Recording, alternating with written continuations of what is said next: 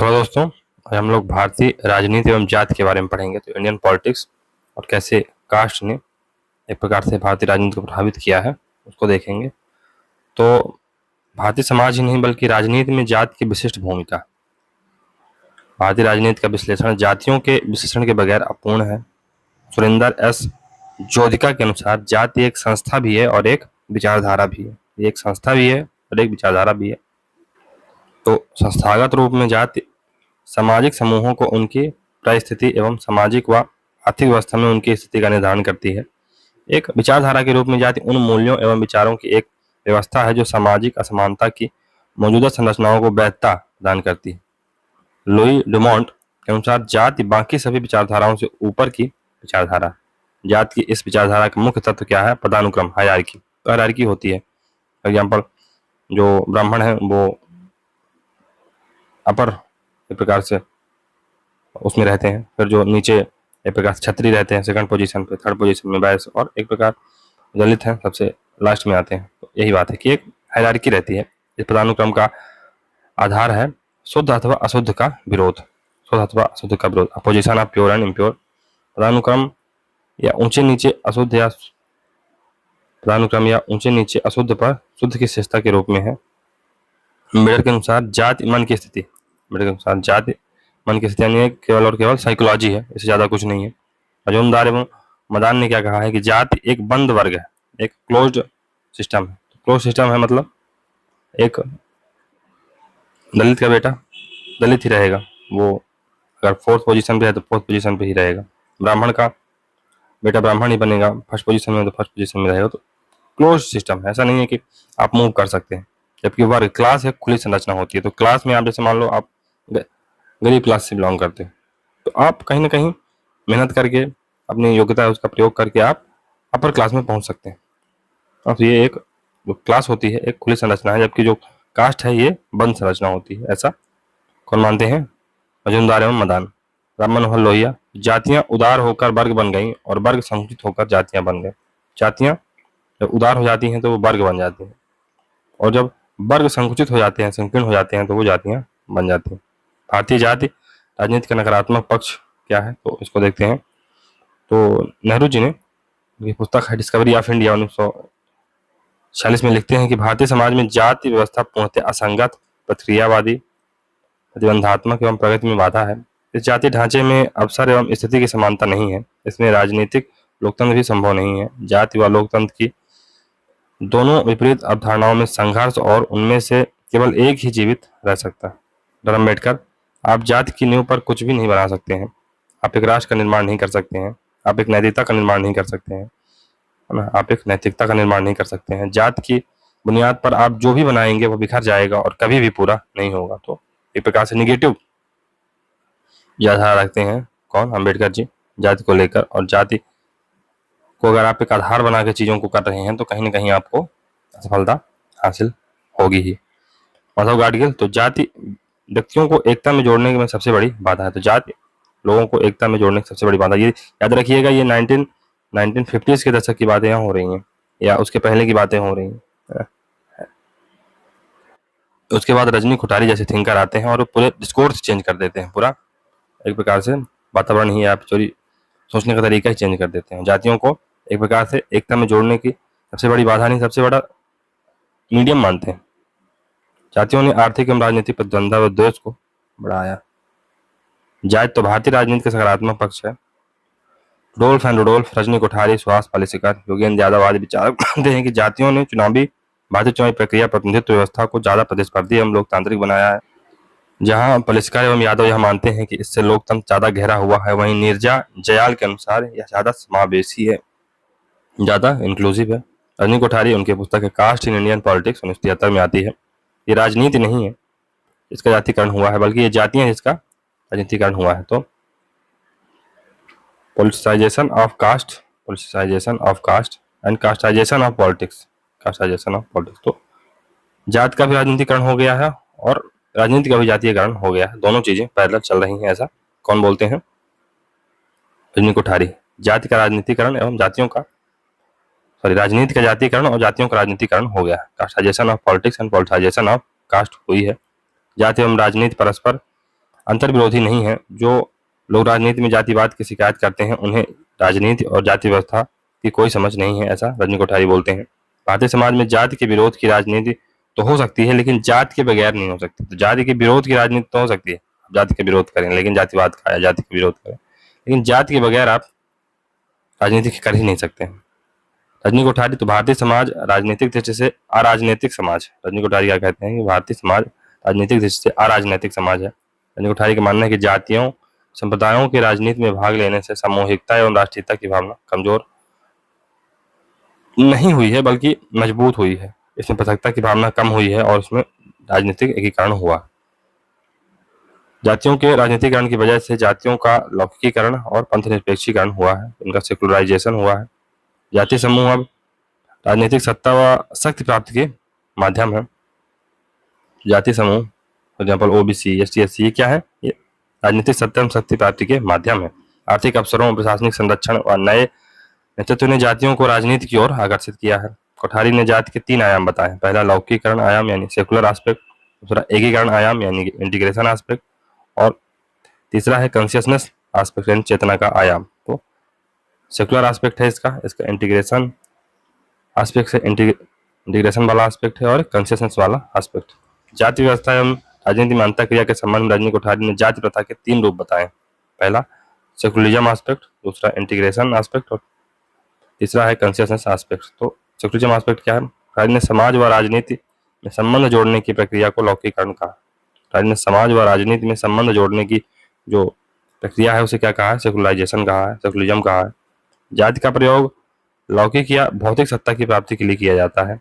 जाति का प्रयोग सार्वजनिक जीवन व शक्ति व सम्मान के लिए किया जाता है। तो बहुत सारे जो हमारे नेता हैं वो क्या करते हैं? जाति का प्रयोग करते हैं, जाति को आह्वान करते हैं और वोट लेते हैं। इससे क्या शक्ति और सम्मान प्राप्ति तो की जाती है। तो इंटीग्रेशन एस्पेक्ट, तो लोकतांत्रिक राजनीति जातियों में एकता एवं सम्मोहन की प्रवृत्ति का निर्माण करती है। जो लोकतांत्रिक राजनीति डेमोक्रेटिक पॉलिटिक्स है, जातियों में एकता एवं सम्मोहन की प्रवृत्ति का निर्माण करती है। क्यों? क्योंकि अगर आप अलग अलग रहेंगे तो बिखर जाएंगे, आपकी कोई आवाज नहीं रहेगी। लेकिन अगर आप संयुक्त रहे तो आप, अगर एकता है आप में, कहीं ना कहीं आप अपना इम्पैक्ट दिखा सकते हैं, आप अपने लिए ज्यादा बार्गेनिंग कर सकते हैं सरकार से।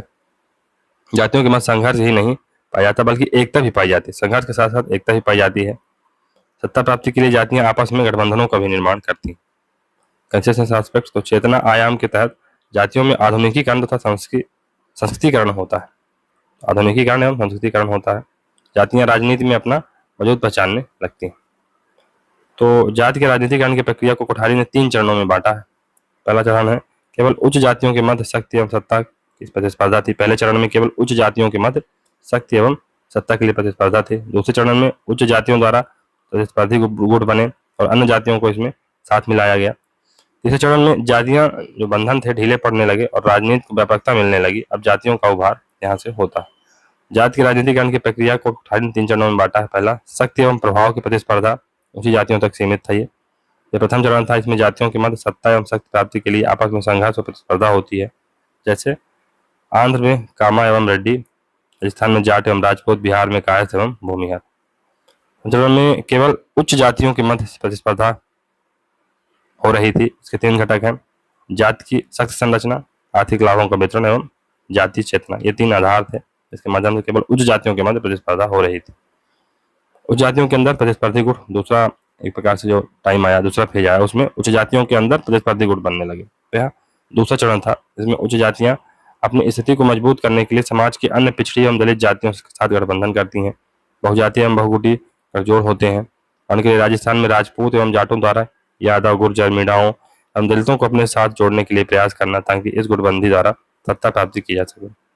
जाति के बंधन ढीले पड़ना एवं राजनीति को व्यापकता मिलना, यह तीसरा चरण है।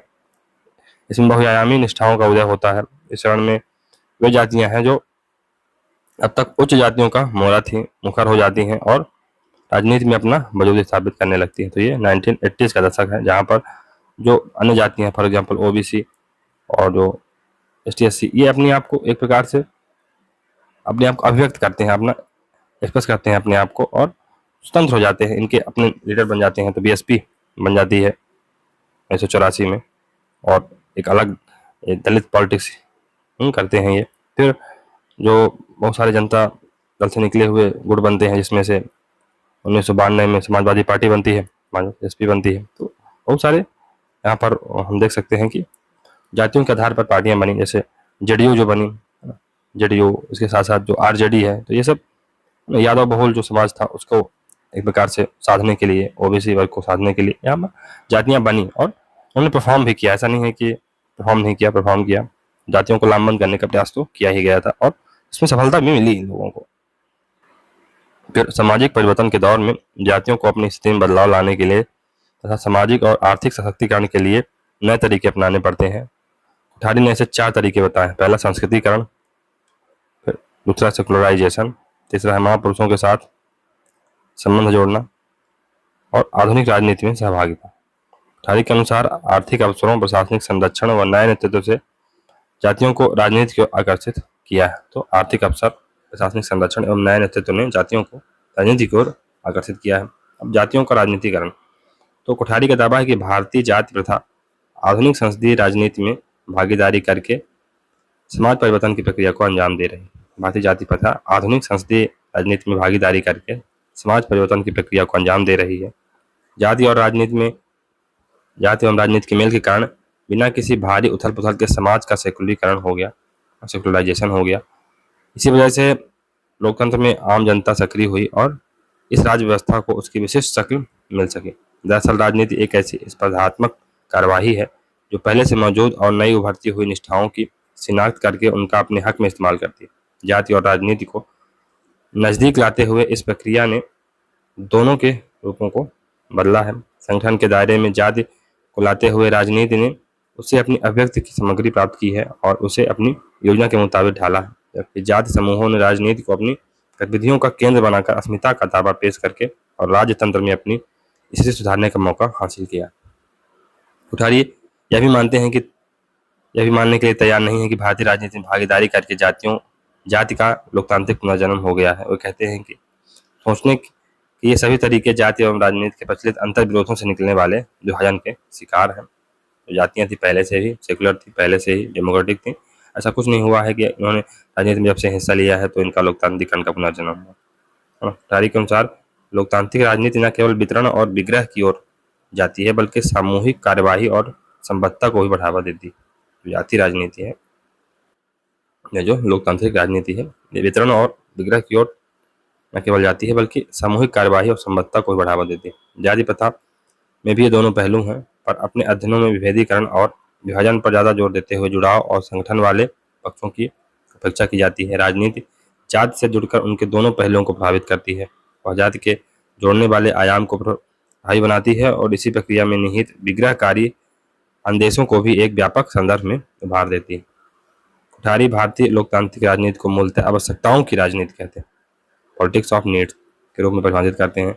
जाति प्रथा ने राजनीतिक नेतृत्व को गोलबंदी के लिए संरचनात्मक आधार दिया, जिससे राजनीति को विभिन्न तबकों के प्रतिनिधि संगठन मिले और पहचान का वह पैमाना मिला जिसके माध्यम से समर्थन को धरती पर उतारा जा सकता। इस तरह जातियां आर्थिक राजनीतिक उद्देश्यों के लिए संगठित हुई। उन्होंने आधुनिक संगठनों, आंतरिक संस्थाओं के साथ एक चयनात्मक अन्योन क्रिया करने शुरू कर दी। इसने सबसे पहले जाति प्रथा की सत्ता मूलक संरचना को आधुनिकीकरण की धारा में खींचा। फिर आर्थिक लाभों के वितरण की बारी आई। इन दोनों के बीच एक आंतरिक सूत्र था। इस प्रक्रिया का तीसरा कोण था जातिगत चेतना एवं पहचान का।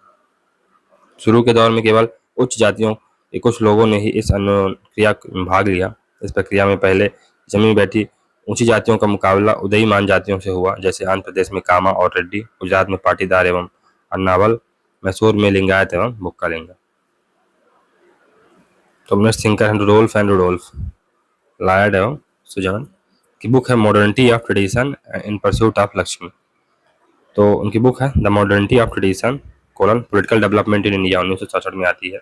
इस पुस्तक में उन्होंने जाति व लोकतंत्र के मध्य सकारात्मक संबंधों की व्याख्या की, साथ ही परंपराओं के आधुनिकीकरण में गांधी के योगदान की भी व्याख्या की है। In the pursuit of Lakshmi the political economy of Indian state 1987 में बुक आती है। इसमें भारतीय राज्य का विरोधाभासी व्यवहार, कमांड एंड डिमांड की जो पॉलिटिक्स है उसको इंगित किया गया। बुलक कैपिटलिज्म यानी बैलगाड़ी पूंजीवाद की बात की गई एवं निर्बल व शक्तिशाली राज्य की अवधारणा दी गई। सॉफ्ट एंड हार्ड स्टेट की बात की गई। जातियां लोकतांत्रिक अवतार हैं, ये डेमोक्रेटिक इनका रीइनकार्नेशन हुआ है। जातियां आधुनिकता की एजेंट्स ऑफ मॉडर्निटी हैं।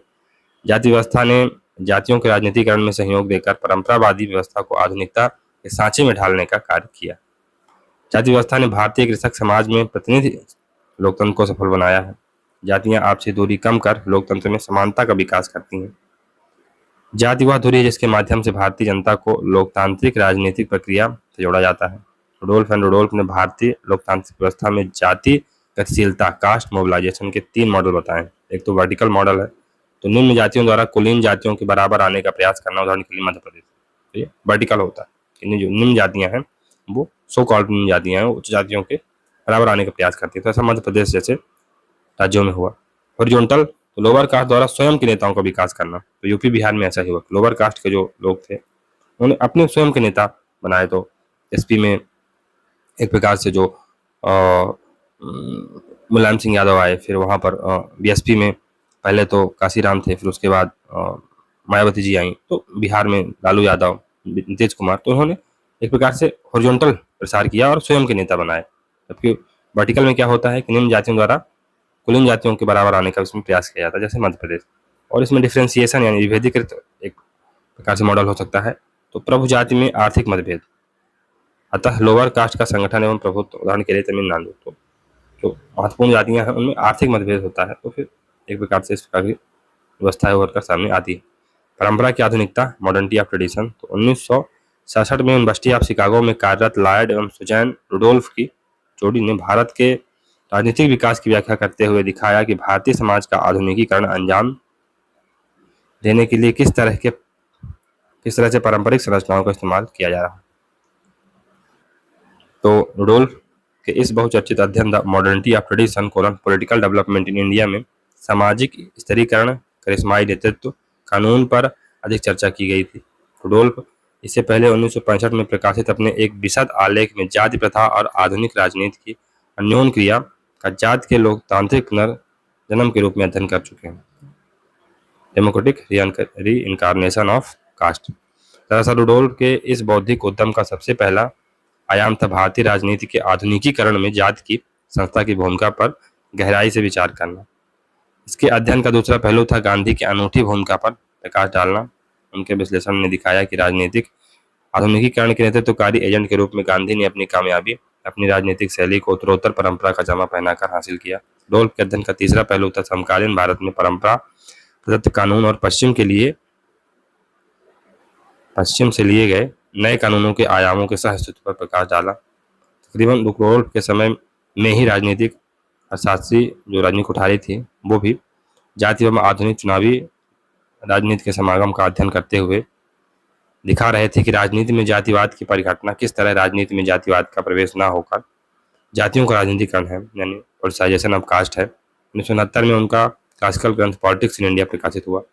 कुल मिलाकर कुठारी यह कहना चाह रहे थे कि भारत जैसे परंपराबद्ध समाज के आधुनिकीकरण का रास्ता राजनीतिकरण की मंजिल से होकर गुजरता है।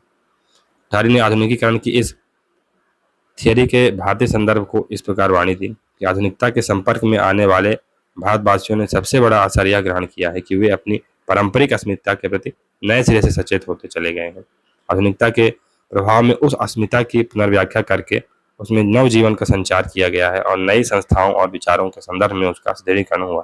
भारत के आधुनिकीकरण पर परंपरा को खारिज करने का मॉडल लागू नहीं होता है, न ही आधुनिकता और आधुनिक संस्थाओं की शक्ति को नकार कर सिर्फ परंपरा की वांछनीयता पर जोर देने वाला मॉडल भारत के मामले में कारगर।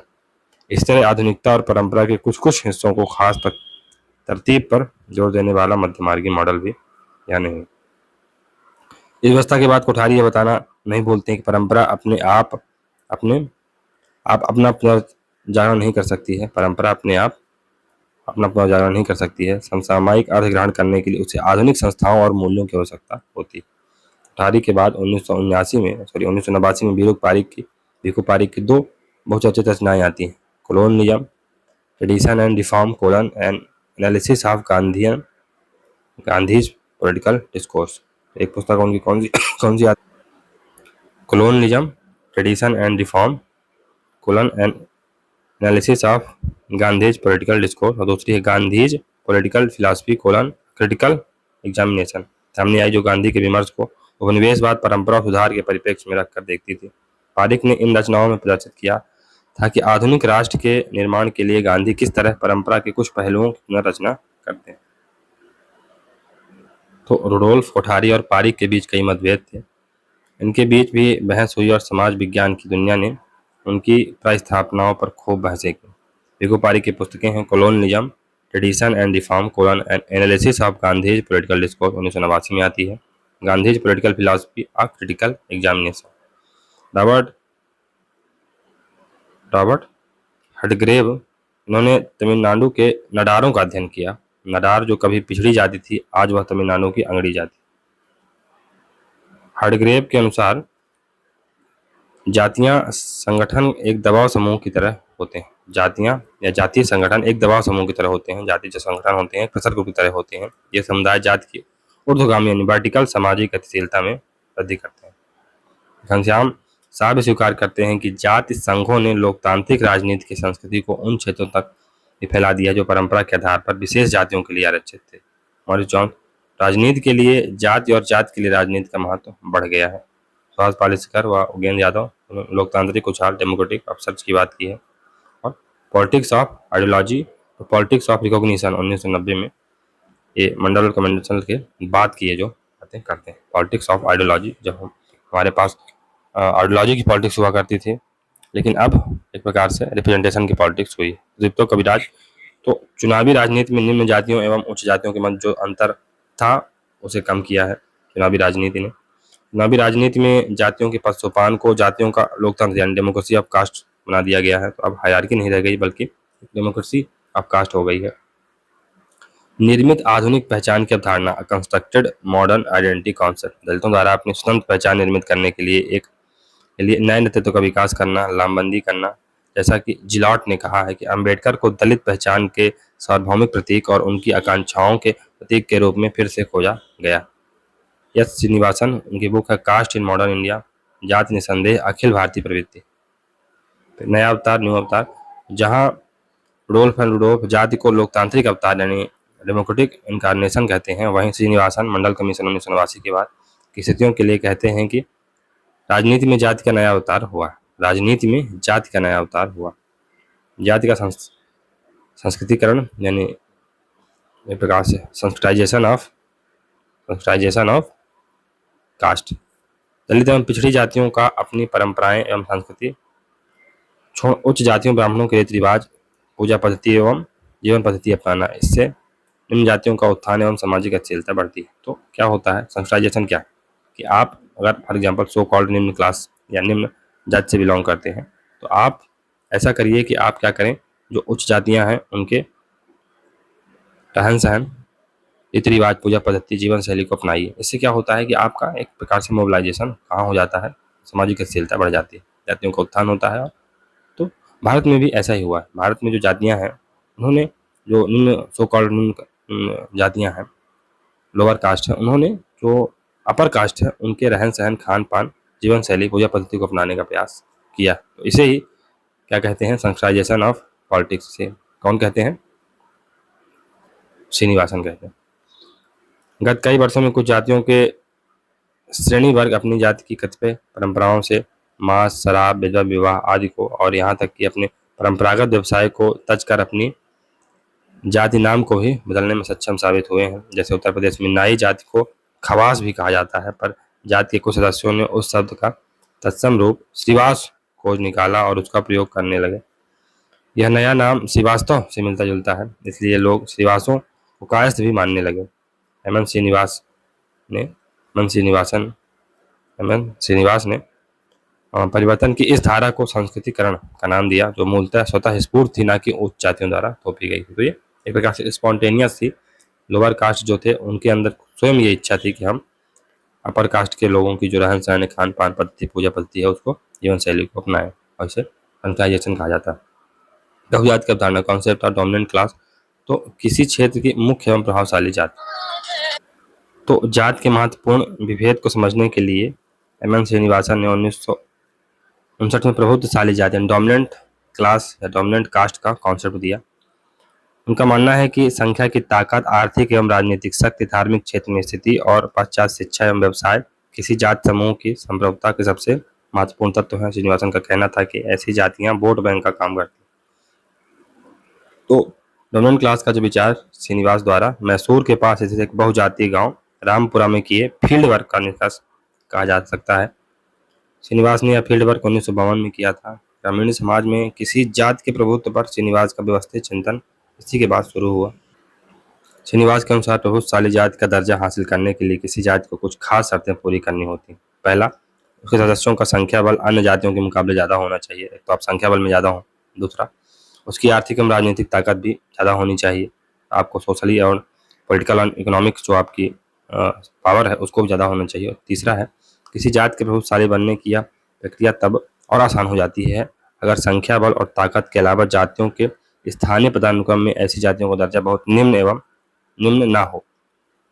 तो ताकत के अलावा जातियों के स्थानीय पदानुक्रम में ऐसी जातियों का दर्जा बहुत निम्न ना हो, यानी इन द सेंस कि जैसे मान लो यादव है तो कहीं ना कहीं इनका भले ओबीसी क्लास से बिलोंग करते हैं, लेकिन इनका जो अन्य जातियां हैं या जो हायरार्की होती है, एक सिस्टम होता है ब्राह्मण वैश्य ब्राह्मण क्षत्रिय वैश्य, तो इनकी जो एक प्रकार से हायरार्की है बहुत ज़्यादा नीचे नहीं थी। तो इन्होंने यूपी बिहार यहाँ पर बहुत ज़्यादा एक डोमिनेंट कास्ट का रोल निभाया और अपने आप को एक बहुत ज़्यादा स्ट्रांग मजबूत किया और बहुत समय तक ये जातियाँ थीं अपने नेताओं के माध्यम से सत्ता में रहीं। तो यही बात है कि आप हायरार्की में बहुत ज़्यादा नीचे ना आते हैं, ये भी एक महत्वपूर्ण भूमिका। जिस जाति के पास प्रभुत्व के सबसे ज़्यादा कारक वाले तत्व होते हैं वह अन्य जातियों पर निर्णायक प्रभुत्व स्थापित करने की स्थिति में आ जाती है। ये बात बताते हैं कि समय के साथ ग्रामीण भारत में प्रभुत्व के इन कारकों में शिक्षा एवं उससे मिलने वाले रोजगार का कारक लगातार अहम हो गया है।